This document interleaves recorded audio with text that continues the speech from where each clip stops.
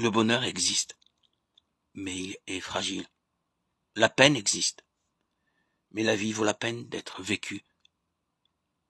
L'existence est menacée, mais il est possible d'avancer et de progresser.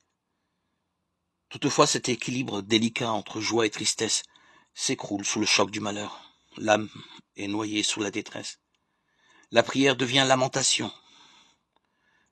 Psaume 88.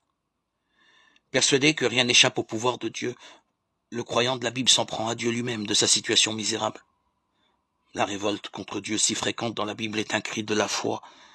Se révolter contre ce qui arrive et qui est si injuste, si absurde, si scandaleux, ce n'est pas crier dans le vide, c'est en appeler à quelqu'un qui a promis la justice, l'amour et la vie. Où sont donc tes promesses? J'y réfléchis pour comprendre ce qui m'était pénible à voir. Psaume 113, verset 16. La Bible est le témoignage de l'immense effort de tout un peuple pour comprendre ce qui lui arrive. Ces épreuves effrayantes qui tombent sur lui.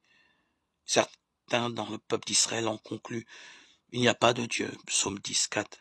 Ce qui veut dire Dieu oublie. Sa face est cachée, il n'y voit jamais rien. Psaume 10, 11.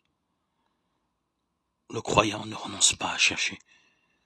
Pourquoi le Dieu de l'Alliance semble-t-il si lointain? Beaucoup de pages de la Bible répondent: nous avons péché et Dieu s'est éloigné de nous. Genèse 42, 21. Aujourd'hui encore, il se trouve des gens pour penser le malheur est une punition du péché. Certes, les hommes payent souvent pour les fautes commises, les leurs, mais aussi, hélas, pour les fautes des autres. La réalité pourtant enseigne que très souvent le malheur est sans cause morale. Les justes ne sont pas toujours récompensés, les méchants ne sont pas toujours punis. Loin de là.